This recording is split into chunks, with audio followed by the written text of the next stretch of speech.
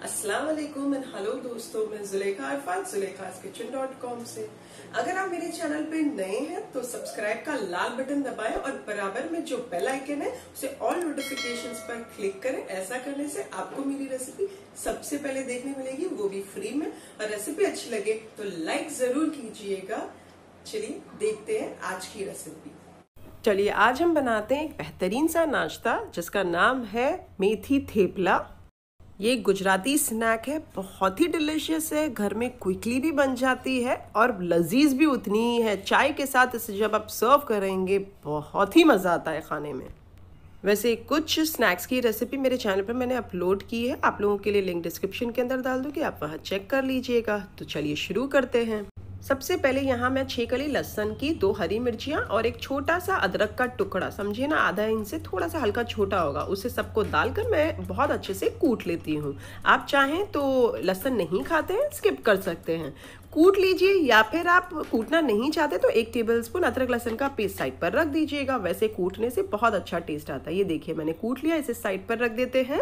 ये एक जुड़ी मेथी है, इसे मैंने साफ कर लिया, हल्की कौली डंडियां जो थी उसे भी लिया है। 2-3 पानी से अच्छे से धोने के बाद इसे नितारने के लिए 10-15 मिनट के लिए साइड पर रख दिया था।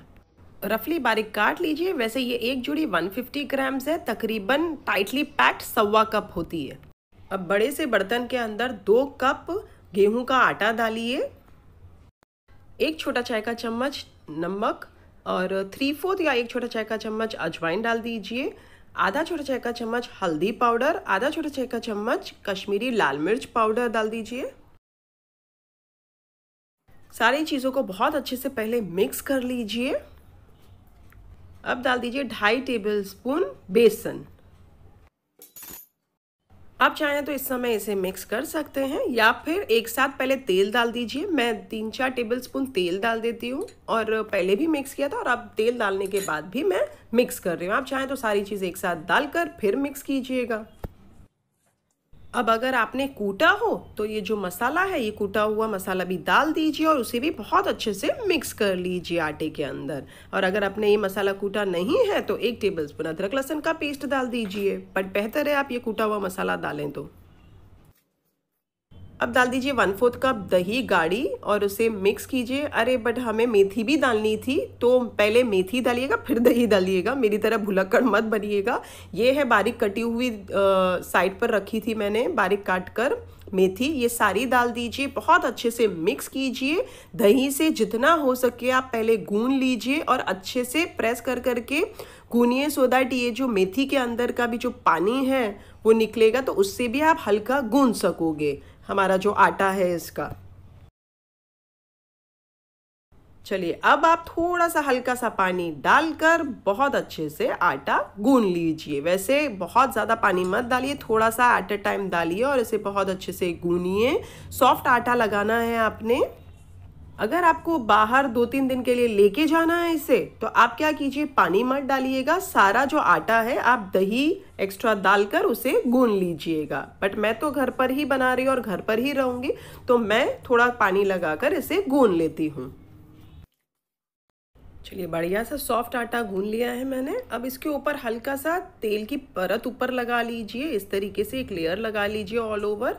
और अब यहीं से ही आप पेड़े बनाना शुरू कर दीजिए। मीडियम साइज के पेड़े बनाइए, ये देखिए इस तरीके से, और पेड़े बना बनाकर साइड पर रखते जाइए। इसी समय इसके लिए हम शुरू करने वाले हैं क्योंकि फिर पानी ना छूट जाए ना मेथी का। चलिए सारे पेड़े बना के मैंने साइड पर रख दिए। अब एक पेड़ा लीजिए, थोड़ा सा सूखा आटा आगे पीछे लगाइए और बहुत अच्छे से पतली रोटी बेल लीजिए मीडियम साइज की। आप जितनी पतली बना सकते हैं उतनी पतली बनाइए, हल्के हाथ से बनाइएगा। आप चाहें तो सूखा आटा ना लगाकर सिर्फ तेल से आगे पीछे तेल लगाकर उसे बेल लीजिए, बट मुझे सूखे आटे से जमता है, इसके लिए मैं सूखा आटा इस्तेमाल कर रही हूँ। आपको जिस तरीके से बनानी हो आप उस तरीके से बनाएं, चाहे आप सूखा आटा लगाकर बनाएं या फिर तेल से बनाएं। ये देखिए कितनी परफेक्टली पतली रोटी बन चुकी है। चलिए तवे को फास्ट आंच पर गरम कीजिए, जब अच्छा गरम हो जाए तो मीडियम आंच कर दीजिए और ये जो बेला हुआ थेपला है ये इसके ऊपर डाल दीजिए। मीडियम आंच पर फ्राई करें और जब कुछ सेकंड्स हो जाए तो इस तरीके से थोड़ा सा तेल ऊपर लगा लें और इसे पलट दें। पलटने के बाद फिर से थोड़ा सा तेल लगाते जाएं, इस तरीके से हल्का हल्का। और इसे सेक दें। उलट पलट करते जाएं और हल्का हल्का हो सके तो प्रेस करें। ज़्यादा जोर से मत प्रेस कीजिएगा, नहीं तो कड़क हो जाएगी क्योंकि पतली रोटी है। और इसे बार बार ये इस तरीके से तेल या घी भी डाल सकते हैं, इस तरीके से लगाएं और उलट पलट करते हुए इस थेपले को पका लें। जब आप देखें दोनों ओर से डार्क स्पॉट्स आने लगे हैं और ये जो थेपला है ये पक चुका है, जब दोनों ओर से डार्क स्पॉट्स आ जाए तो इसे निकाल कर साइड पर रख दीजिए। पर ये तेल का जो हमें लगाना है उलट पलट करते टाइम वो बहुत ज़रूरी है, उससे सॉफ्ट बनते हैं। चलिए मेरा एक थेपला बन चुका है, इसे मैं साइड पर रख देती हूँ। इसी तरीके से आप सारे थेपले बना लें। आप चाहें तो एक एक बेलें और फ्राई करते जाएं, या फिर मैंने तो क्या किया है पता है, सारे एक साथ बेल लिए, एक काम पहले कंप्लीट कर लिया, उसके बाद सारे एक साथ फ्राई कर लिए। तो ऐसा करने से आटा जो साइड पर रखा हुआ है उसका पानी छूटने का डर ही नहीं रहेगा। सारे एक साथ बेल लें, उसके साथ सारे एक साथ फ्राई कर लें। चलिए ये मेरे सारे थेपले बन चुके हैं, तकरीबन 20 से 22 बने हैं। मैंने मीडियम बनाए, आप बड़े बनाएंगे तो कम बनेंगे, छोटे बनाएंगे तो ज़्यादा बनेंगे। हमने बड़े मज़े से कुछ थेपलों को तो चाय के साथ खाया है, बड़े टेस्टी बने हैं। जो बच गए थे उसे मैंने जिपलॉक बैग में डालकर फ्रिज में रख दिया। नेक्स्ट डे मैंने उसे थोड़ी देर पहले निकाला, और आप चाहें तो रूम टेम्परेचर पे खाएं या फिर थोड़ा सा हल्का गर्म करके फिर खा लें। तो ये थी आज की रेसिपी। अगर आप मेरी ये वाली रेसिपी बनाएं तो मेरे साथ कमेंट सेक्शन में जरूर शेयर कीजिए, मुझे आपके कमेंट्स पढ़ने बहुत अच्छे लगते हैं। फिर से हाजिर होंगी एक नई शानदार रेसिपी के साथ। अंटिल देन टेक केयर, अल्लाह हाफिज, बाय।